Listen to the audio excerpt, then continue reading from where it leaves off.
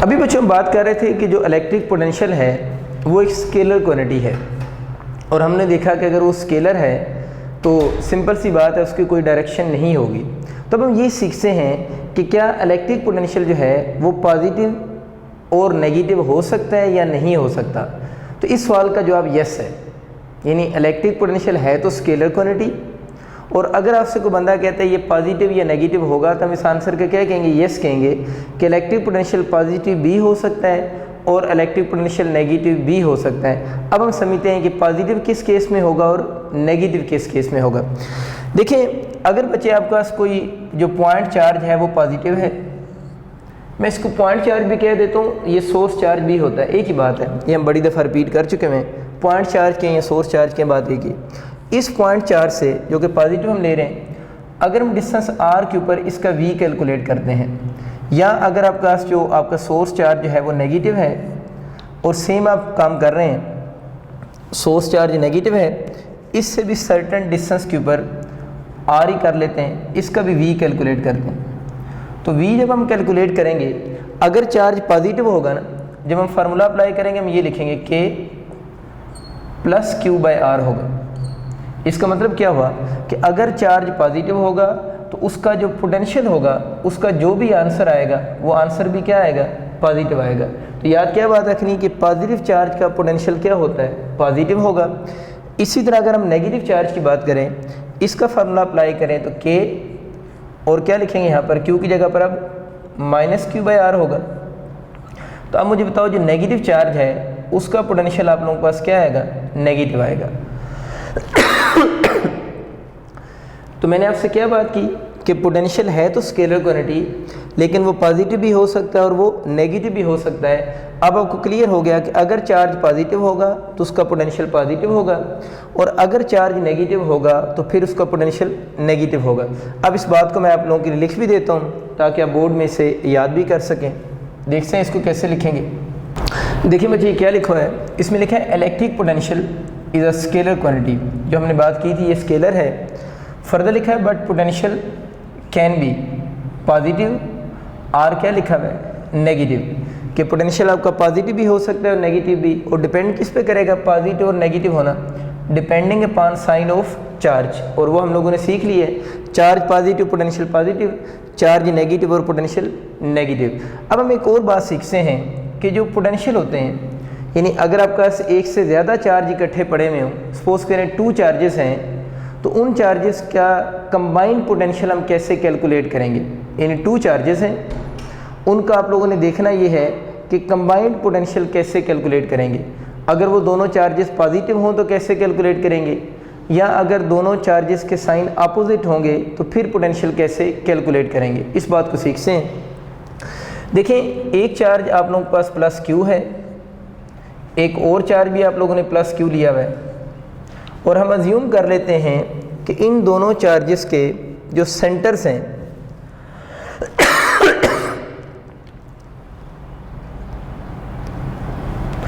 उनके दरमियान में डिस्टेंस 2r है, यानी दोनों चार्जेस के सेंटर के दरमियान में डिस्टेंस 2r है, और इनके मिड जो पॉइंट है ना, ये जो मिड पॉइंट है, इस पे हम इन दोनों चार्जेस का पोटेंशियल चेक करना चाह रहे हैं। तो अगर ये मिड पॉइंट है बच्चों, तो इस वाले चार्ज से इस चार्ज का जो डिस्टेंस होगा वो r होगा, क्योंकि टोटल 2r है तो मिड पे r होगा। इधर से भी इसका डिस्टेंस अगर मैं लूँगा तो इसका डिस्टेंस भी यहाँ से कितना बनना चाहिए, r ही बनना चाहिए। अब अगर हम इसके पोटेंशियल को इस पॉइंट पे v1 बोल देते हैं, इसके पोटेंशियल को इस पॉइंट पे क्या कह देते हैं, v2 कह देंगे। अब मुझे बताओ कि ये दोनों चार्जेस क्या हैं, पॉजिटिव हैं। अगर दोनों चार्जेस पॉजिटिव हैं तो इस पॉइंट पे दोनों का पोटेंशियल भी क्या आएगा, पॉजिटिव ही आएगा। तो इस पॉइंट पे अगर आप इनका पोटेंशियल कैलकुलेट करना चाह रहे हो, v the total potential at this point, तो हम पोटेंशियल निकालने के लिए पोटेंशियल का हमेशा सम ही लेते हैं। ये बात मैंने रिपीट कर देता हूँ कि किसी भी पॉइंट पे अगर पोटेंशियल निकालना हो, एक चार्ज की बात नहीं हो रही है, अब कम्बिनेशन ऑफ चार्जेस की बात हो रही है, यानी एक से ज़्यादा चार्जेस हों। तो किसी भी पॉइंट का पोटेंशियल निकालने के लिए हम लोग पोटेंशियल का हमेशा सम ही लेंगे, ये बात तय होगी कि पोटेंशियल का हमेशा सम लेना है। अब मुझे बताओ इस चार्ज का इस पॉइंट पर अगर मैंने पोटेंशियल लिखना हो तो कैसे लिखूँगा, क्या फॉर्मूला होगा, के ये वाला चार्ज कौन सा है प्लस क्यू डिवाइडेड बाई क्या करेंगे आर। अब दूसरे चार्ज का पोटेंशियल लिखेंगे के प्लस क्यू डिवाइडेड बाई क्या हो जाएगा आर हो जाएगा। अब इस केस में तो दोनों चार्जेस मैंने आइडेंटिकल लिए हैं, यानी मैग्नीट्यूड भी सेम है और उनके जो साइन है वो भी क्या है सेम है। तो दोनों का अगर हम इस पॉइंट पे कंबाइंड पोटेंशियल लिखेंगे तो कंबाइंड पोटेंशियल बच्चों को शू बन जाएगा। अगर हम इसका आर एलसीएम यहाँ से ले लेते हैं, आर अगर एलसीएम ले लें तो के क्यू प्लस कौन सा हो जाएगा के क्यू हो जाएगा। तो इनका इस पॉइंट पे जो कंबाइंड पोटेंशियल बनेगा वो 2kq बाय कौन सा हो जाएगा आर हो जाएगा। तो यहाँ से हमने ये चीज़ सीखी कि अगर 2 चार्जेस हों और दोनों पॉजिटिव चार्जेस हों तो उनके किसी भी पॉइंट पे जब पोटेंशियल निकालेंगे तो आप लोगों ने दोनों का सम लेना है और दरमियान में जो टोटल पोटेंशियल आएगा वो आपके पास नॉट इक्वल टू क्या होगा 0 होगा। और उस पोटेंशियल को हम इन फार्मूलाज को यूज़ करके कैलकुलेट कर सकते हैं। अब इसी का एक और केस देखते हैं। अगर बच्चों एक चार्ज पॉजिटिव हो जाए और दूसरा चार्ज नेगेटिव हो जाए, एक चार्ज पॉजिटिव है अब एक चार्ज कौन सा नेगेटिव है। अब भी मैंने क्या बताया था कि ये सेम केस ले लेते हैं ना, यानी डिस्टेंस 2 आर है, इसका आर होगा, इसका भी आर होगा, इस पॉइंट पे पोटेंशियल V1 है, इस पॉइंट पे पोटेंशियल V2 है, मतलब डायग्राम इसी का काम चला लेते हैं क्योंकि हम लोगों ने तो अपना रिजल्ट सीखने की कोशिश कर रहे हैं ना। और अभी तक हम लोगों ने ये सीखा है कि 2 पॉजिटिव चार्जेस हों और उनके दरमियान में मिड पॉइंट पे क्या 0 नहीं होगा, पोटेंशियल 0 नहीं होगा। इसको अपने पास साइड पे लिख भी लेना, पहले वाली बात जो है ना, जब यह पॉजिटिव था तो इस मिड पॉइंट पे आप लोगों ने क्या लिखा V नॉट इक्वल टू क्या है 0 है। ज़रा सोचो जल्दी से पुरानी बात, जब मैंने आपको 2 सिमिलर चार्जेस लिए थे और मैंने ये बताया था कि उनके मिड पॉइंट पे न्यूट्रल जोन बनेगा, याद होगा आपको। न्यूट्रल जोन क्यों बनता था कि दरमियान में से कोई भी इलेक्ट्रिक फील्ड लाइन पास नहीं कर रही थी। तो वही डायग्राम अब जल्दी से माइंड में लेकर आए, नहीं आ रही बुक से देख लें फिर, अब आ गई होगी। तो अब आप लोगों ने जब वो माइंड में डायग्राम लेकर आए हैं तो इस पॉइंट पे मुझे बताओ इलेक्ट्रिक फील्ड कितना होगा, शाबाश बताएं जल्दी से। ठीक कह रहे हैं 0 होगा। इसका मतलब ये हुआ कि 2 सिमिलर चार्जेस अगर हों तो उनके सेंटर पे लाइक चार्जेस है ना, मैग्नीट्यूड सेम है, दोनों के साइन भी सेम है, तो सेंटर में देखें पोटेंशियल 0 नहीं आ रहा लेकिन इलेक्ट्रिक फील्ड क्या है 0 है। बहुत अच्छा एक्सक्यूज और कंसेप्चुअल बात आपको समझ आ चुकी हुई है। अब बच्चों वापस आते हैं, ये चार्ज अगर एक पॉजिटिव है और दूसरा चार्ज क्या है नेगेटिव है। अब इसको सीखने की कोशिश करते हैं। क्या बताया था कि पोटेंशियल का हमेशा सम ही लेंगे, सम कर दिया जनाब उसने कह दिया। अब इसका जब पोटेंशियल निकालेंगे तो नेगेटिव चार्ज का पोटेंशियल नेगेटिव होता है। तो अब मुझे बताओ इसकी जगह पर क्या लिखूंगा माइनस, क्योंकि इसका पोटेंशियल V1 है। इसका जब पोटेंशियल V2 निकालेंगे तो इसका साइन क्या है पॉजिटिव आएगा, तो प्लस मैंने लिखा है। अब मैं इसको मिटा रहा हूँ। तो अब बच्चों मुझे ये बताओ ये माइनस है और ये क्या है प्लस है। अगर मैं लिखना चाहूँ तो मैं यूँ लिख सकता हूँ -kq/r प्लस kq/r। तो जनाब ये आपका इससे क्या हो जाएगा कैंसिल हो जाएगा, तो पोटेंशियल क्या हो गया 0 हो गया। इसका मतलब ये कि अगर 2 अपोजिट चार्जेस हों तो उनके इन बिटवीन आप देख लें जो पोटेंशियल है वो किसकी इक्वल आ रहा है 0 आ रहा है। ये बात वैसे आप लोगों ने याद रखनी है, ये जो केस अभी हम पढ़ रहे हैं ये दोनों चार्जेस आपस में मैग्नीट्यूड वाइज इक्वल हैं लेकिन इनके साइन अपोजिट हैं। तो यहाँ से हम क्या कंक्लूजन इसके लिए बनाएंगे कि इन दोनों के दरमियान में V की वैल्यू क्या आ रही है 0 आ रही है। ठीक होगी बात। अब ज़रा जल्दी से सोचो कि क्या इन दोनों के दरमियान में इस पॉइंट पे इलेक्ट्रिक फील्ड 0 होगा या नहीं होगा। तो आपको याद है डायग्राम मैंने एक बनाई थी जिसमें एक तरफ पॉजिटिव चार्ज लिया था एक तरफ नेगेटिव चार्ज लिया था, वो आप लोगों ने यूं इलेक्ट्रिक फील्ड लाइन ड्रॉ की थी, टेंजेंट ड्रॉ किए थे, याद आ गया ना। अब उसी डायग्राम के अकॉर्डिंग सोचो कि क्या इस जगह पर E0 होगा। देखिए इलेक्ट्रिक फील्ड यहाँ से हम लोगों ने कैसे बनाया था, मैं थोड़ा सा आइडिया दे रहा हूँ बस। हम लोगों ने कहा था इलेक्ट्रिक फील्ड लाइन्स की डायरेक्शन पॉजिटिव चार्ज से टवर्ड्स नेगेटिव होगी, तो यहाँ से तो यहाँ पर इलेक्ट्रिक फील्ड तो 0 नहीं हो रहा बल्कि यहाँ से तो इलेक्ट्रिक फील्ड लाइन्स क्या कर रही हैं पास कर रही हैं। अब ये न्यूट्रल जोन में पॉइंट लाई नहीं करता। इसका मतलब ये हुआ कि अगर 2 अपोजिट चार्जेस हों मैग्नीट्यूड सेम वाले तो उनका जो मिड पॉइंट होगा वहाँ पर V की वैल्यू क्या होगी 0 होगी। लेकिन इस केस में जो ई की वैल्यू होगी वो ज़ीरो की इक्वल नहीं होगी। तो यहाँ से हमने क्या सीखा कि जब हम पोटेंशियल किसी भी पॉइंट पे निकालेंगे टू चार्जेस के इन बिटवीन, तो हम उस पोटेंशियल का सम लेंगे, समझ आएगी बात की। और जब सम लेंगे तो अगर दोनों चार्जेस पॉजिटिव होंगे तो उनका जो पोटेंशियल अभी हम लोगों ने पढ़ा वो नॉट इक्वल टू क्या होगा, ज़ीरो होगा। लेकिन अगर दोनों चार्जेस अपोजिट साइन के हैं और मैग्नीट्यूड भी सेम है तो उनका पोटेंशियल क्या हो जाएगा, ज़ीरो हो जाएगा। या आप यूँ कह लें कि अगर इसका चार्ज इसके चार्ज के मैग्नीट्यूड वाइज इक्वल नहीं है, यानी इसकी मैग्नीट्यूड ज़्यादा है, इसकी मैग्नीट्यूड क्या कम है, तो इसका पोटेंशियल तुम्हें पता है जिसकी मैग्नीट्यूड ज़्यादा होगी उसका पोटेंशियल मोर क्या होगा, नेगेटिव होगा। अगर मोर नेगेटिव होगा तो ओवरऑल अगर हम इस पॉइंट पे पोटेंशियल निकालेंगे, मैं यार ये कहना चाह रहा हूँ, देखो ये इसकी अगर मैग्नीट्यूड ज़्यादा हो जाए, इसको क्यू प्राइम कह देते हैं। अगर जो क्यू प्राइम है वो ज़्यादा हो जाए किससे, क्यू से, ये माइनस की वजह से चार्ज की मैग्नीट्यूड को फ़र्क नहीं पड़ता, इसकी मैग्नीट्यूड ज़्यादा है किससे, क्यू से, तो फिर मुझे बताओ किसका पोटेंशियल ज़्यादा होगा, V1 ग्रेटर होगा किससे, V2 से, क्योंकि इसकी पोटेंशियल को हम क्या बोल रहे हैं, V1, इसका पोटेंशियल क्या है, V2। तो अब मुझे बताओ V1 जब ग्रेटर होगा V2 से, तो अब इसका पोटेंशियल जो हम नेट निकालेंगे, V1 के साथ कौन साइन आ रहा है, माइनस आ रहा है, तो इसी पॉइंट पे जो पोटेंशियल होगा वो ओवरऑल कौन सा आ जाएगा, नेगेटिव पोटेंशियल आ जाएगा। तो ये मैं बात आपको समझा रहा हूँ कि अगर दोनों के मैग्नीट्यूड सेम होंगी तो ज़ीरो होगा, अगर मैग्नीट्यूड अनइक्वल होंगी और इस पॉइंट पे आप पोटेंशियल बताना चाह रहे हैं मिड पे ही। अभी जो बच्चे मैंने आपको रिजल्ट समझाया है, अगर आप उसकी समरी लिखना चाहें तो बोर्ड में आप ये वाली लाइन लिखेंगे कि इफ़ देयर आर टू और more charges then the electric potential at any point, यानी किसी भी पॉइंट पे जब मैंने पोटेंशियल निकाला था तो चार्ज पॉजिटिव थे या नेगेटिव थे, हम लोगों ने पोटेंशियल निकालते हुए दरमियान में प्लस का सिंबल ही यूज़ किया था। तो at any point is a sum of the potentials due to individual charge, यानी दरमियान में फार्मूले में जब भी पोटेंशियल निकालेंगे, ये कह रहा हूँ V1 plus V2 and so on, ज़्यादा भी हो सकते हैं, प्लस V3 भी हो सकता है, तो हर एक के दरमियान में प्लस आएगा। लेकिन आगे क्या लिखा है, sum of the potentials due to individual charge. अब हमें पता है कि जो इंडिविजुअल चार्ज होगा उसका अपना प्लस और अपना माइनस भी आ सकता है पोटेंशियल के साथ, वो डिपेंड करेगा उस चार्ज की नेचर के ऊपर। और ये वाला रूल जब भी हम लोगों ने सीखा है सिर्फ टू चार्जेस के लिए सीखा है, अगर मोर देन टू चार्जेस हों तो इसी तरह आप उनका पोटेंशियल कैलकुलेट कर सकते हैं। अब कुछ स्टूडेंट ये सोच रहे होते हैं कि जब हम नेगेटिव चार्ज लेते हैं तो यहाँ पर माइनस आ जाता है। देखिए हम लोगों ने तो प्लस ही लगाया हुआ था, तो माइनस क्यों आ गया, potential due to individual charge की वजह से खुद ही माइनस वो बन जाएगा प्लस, अगर उस चार्ज की नेचर क्या होगी, नेगेटिव होगी। अगर आप ये सोच रहे हैं कि हम खुद माइनस क्यों नहीं लगा रहे, देखिए आप लोगों ने माइनस लगा दिया यहाँ पे, और V2 जो चार्ज था वो नेगेटिव था, उसके माइनस की वजह से ये वाला माइनस क्या हो जाएगा, प्लस हो जाएगा, तो सारे रिलेशन में गड़बड़ हो जाएगी। इसलिए जब आप लोगों ने पोटेंशियल लिखना है तो हम क्या लगाएंगे, प्लस ही लगाएंगे। अगर वो चार्ज नेगेटिव है तो अपने चार्ज की वजह से यहाँ पर पोटेंशियल भी उसका क्या हो जाएगा, नेगेटिव हो जाएगा। उम्मीद अब आपको ये बात क्लियर हो चुकी हुई है।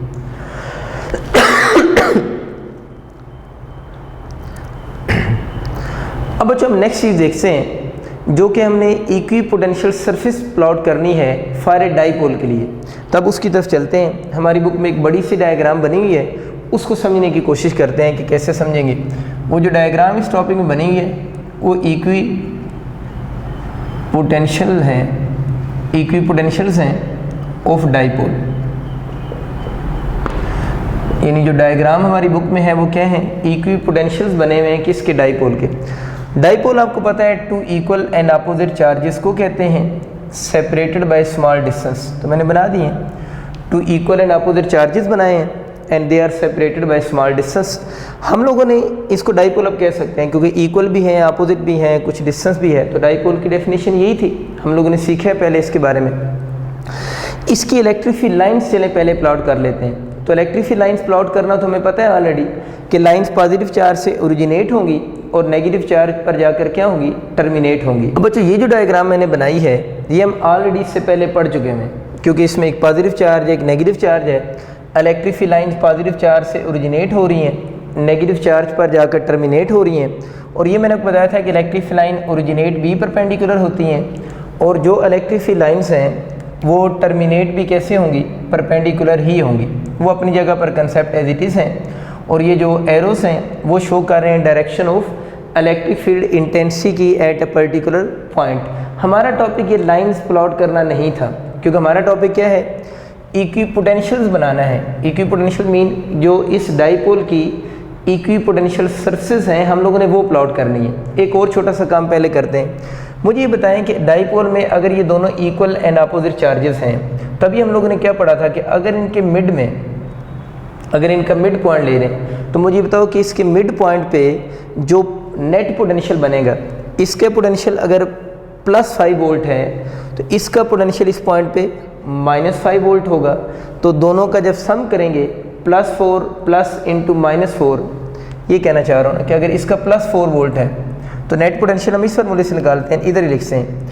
पहले वाले का पोटेंशियल कितना है, V1 + V2 है।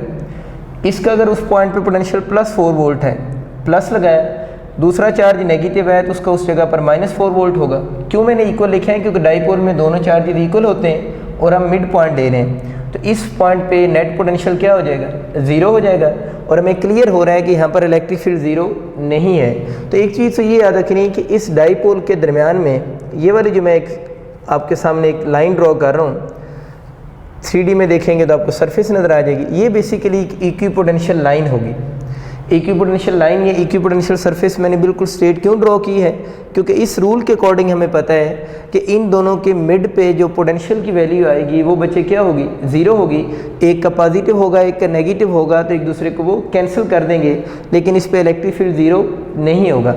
एक तो आप लोगों ने ये वाली लाइन का कंसेप्ट अब आपको क्लियर हो चुका होगा। अब आगे चलते हैं। एक फार्मूला है जो इलेक्ट्रिक फील्ड को और पोटेंशियल को लिंक करता है आपस में, वो मैं डायरेक्ट लिख देता हूँ। वैसे उसका प्रूफ अभी हम नेक्स्ट टॉपिक वही है हमारा, हम उस फार्मूले का प्रूफ भी करेंगे। अब बच्चों हम देखते हैं कि जो पॉजिटिव चार्ज है और ये जो नेगेटिव चार्ज है, इसके सराउंडिंग में इसकी इक्विपोटेंशियल सरफेस कैसी प्लॉट होंगी। यानी ये तो मैं समझ आ गया कि दरमियान में जो प्लॉट हुई है उसकी रीज़न भी सीख ली हम लोगों ने।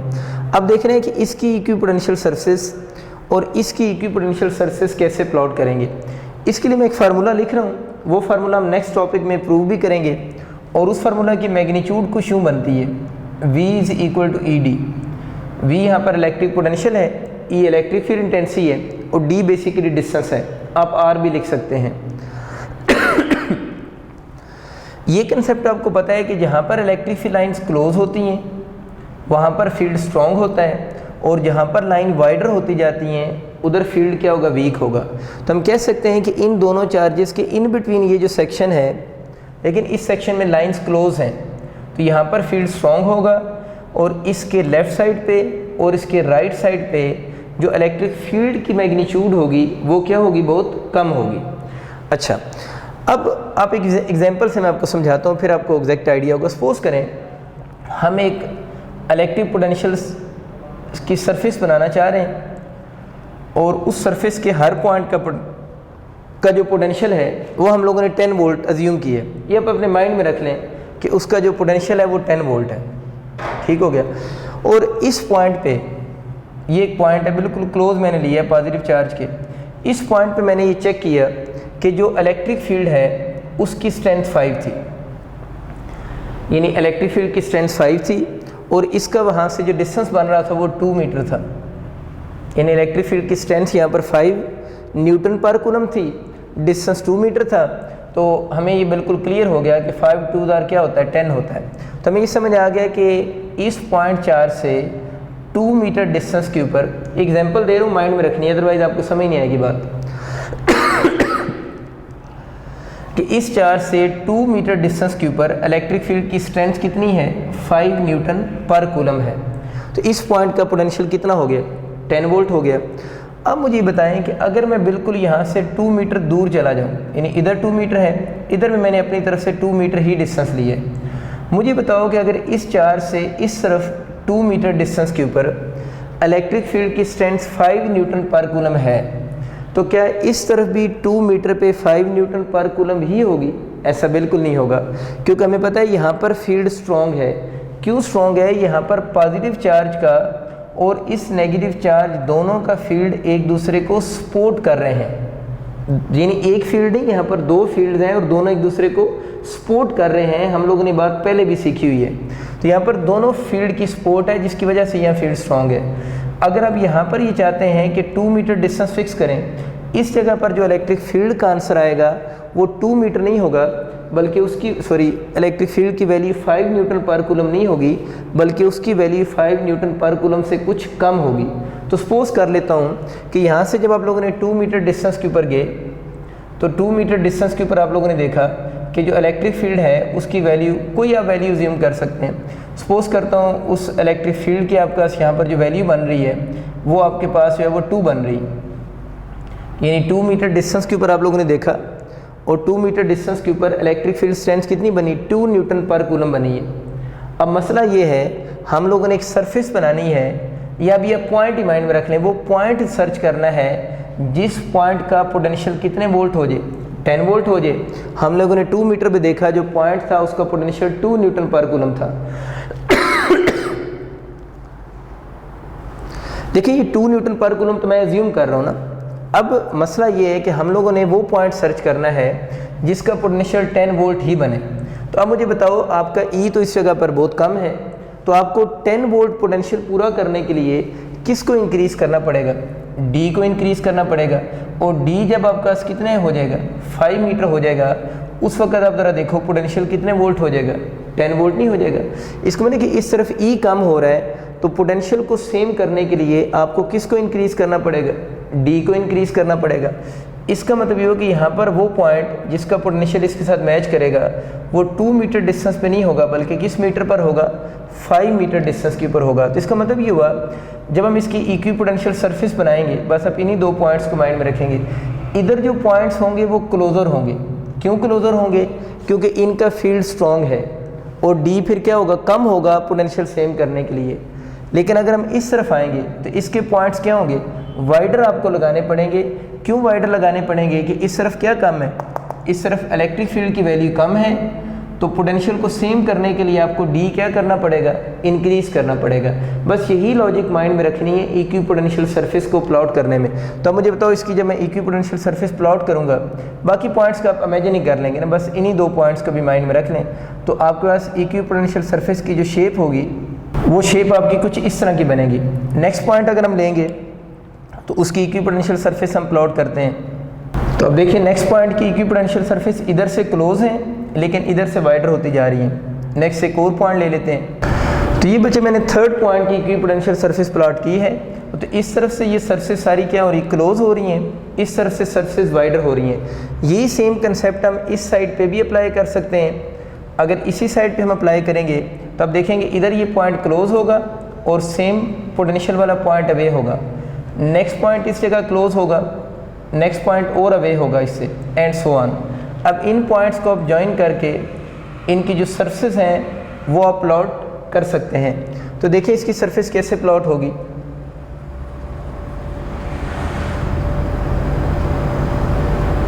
ये आपका फर्स्ट सरफेस होगी,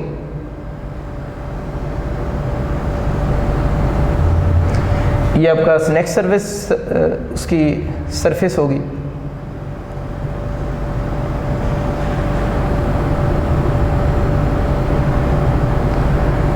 ये आपके पास उससे नेक्स्ट सरफेस हो जाएगी, उसकी सरफेस हो जाएगी ना।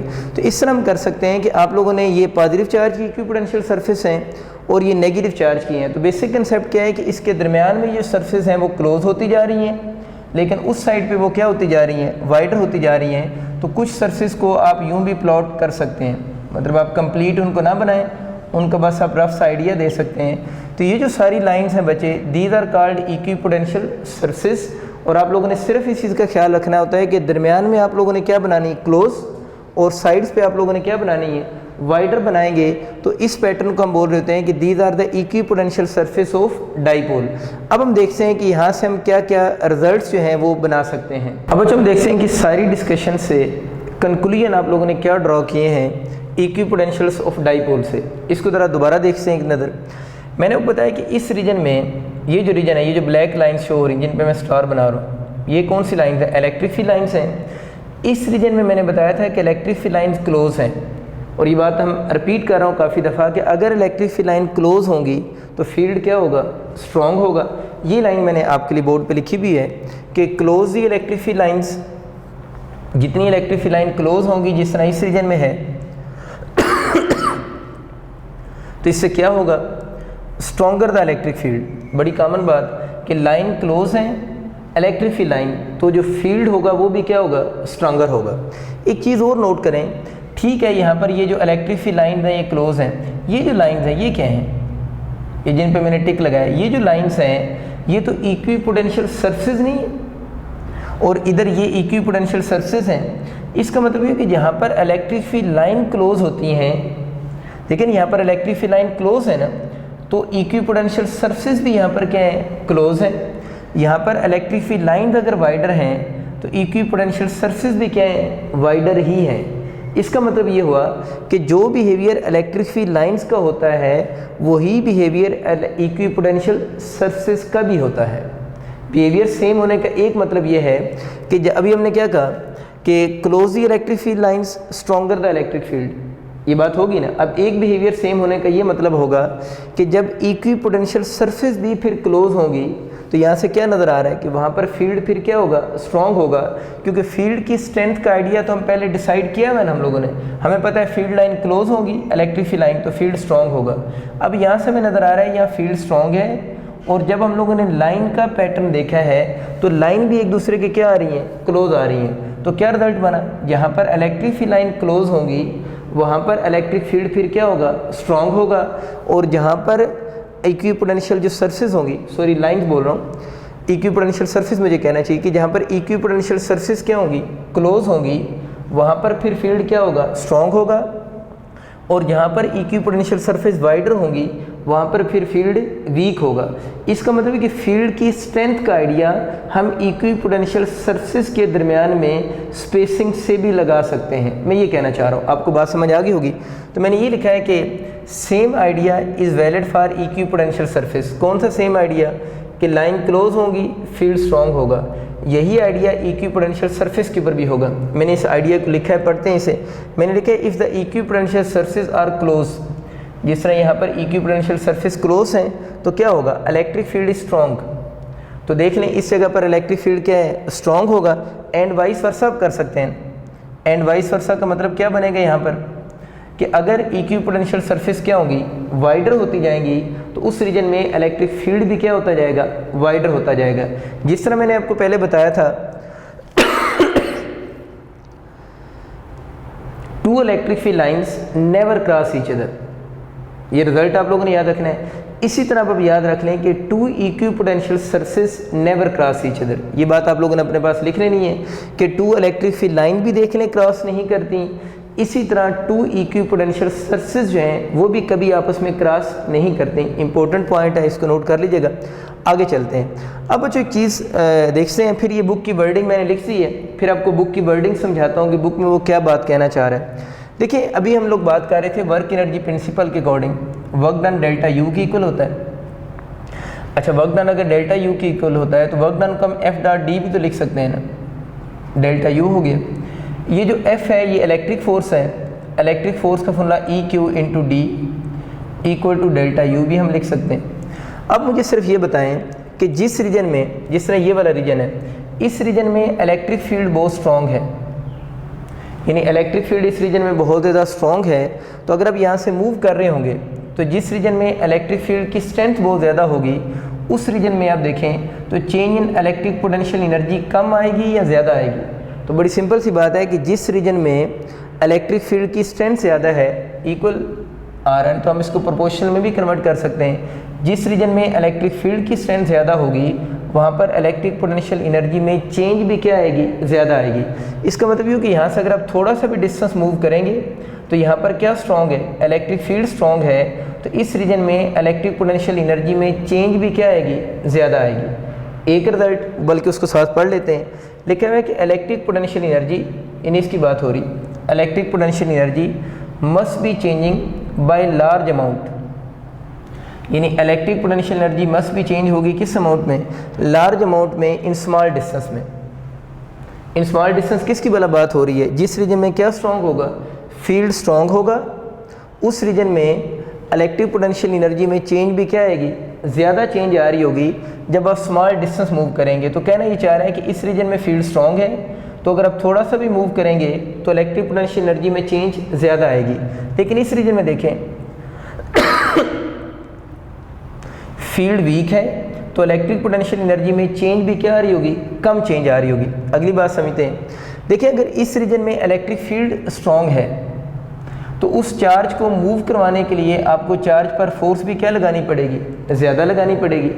यानी अगर आप चार्ज को इस रीजन में, यहाँ पर कोई चार्ज है, इस जगह कोई चार्ज है और इस चार्ज को आप इस सोर्स चार्ज की तरफ मूव करवाना चाह रहे हैं। अगर इस जगह पर कोई चार्ज आप लोगों ने रखा हुआ है, सपोज करें पॉइंट चार्ज Q0 है, इसको हम सोर्स चार्ज की तरफ मूव करवाना चाह रहे हैं, तो इस रीजन में क्या स्ट्रॉन्ग है, इलेक्ट्रिक फील्ड स्ट्रॉन्ग है।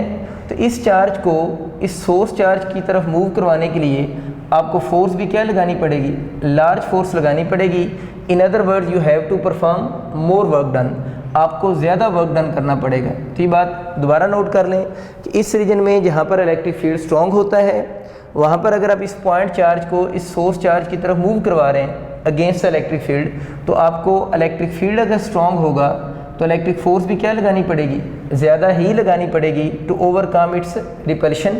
और सेकेंडली फिर वर्क डन भी आप लोगों का क्या होगा, लार्ज वर्क डन हो जाएगा। तो एंड पे ये बात मैंने लिखी हुई है कि स्मॉल डिस्टेंस तो हम पढ़ चुके हैं, and there must be a large force acting, कि इस चार्ज को अगर हम मूव करवाना चाह रहे हैं तो फोर्स क्या लगानी पड़ेगी, ज़्यादा लगानी पड़ेगी टू ओवरकम दिस रिपल्शन।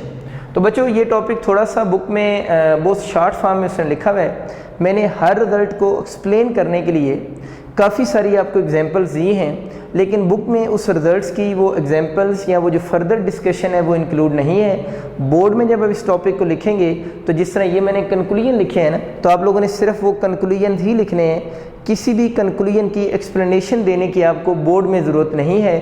जिस तरह ये मैंने इसकी एक्सप्लेनेशन के लिए ये लिखा है, मैंने वर्क डन को ज़ीरो प्रूव किया है और भी काफ़ी सारी चीज़ों के मैं प्रूव करता गया हूँ। बोर्ड में वो लिखने की ज़रूरत नहीं है, बोर्ड में जस्ट मैंने कंक्लूजन थे इसलिए मैं बोर्ड पे लिखता गया था कि आप उन कंक्लूजन्स को बोर्ड में लिखेंगे। ये डायग्राम आपके कोर्स में इंक्लूड है, इसको मस्ट बनाएंगे तो आपको बोर्ड में मार्क्स मिलेंगे, अदरवाइज़ आपको मार्क्स इसके कम होने के चांसेस होंगे। आप सबका बहुत शुक्रिया, अल्लाह हाफिज़।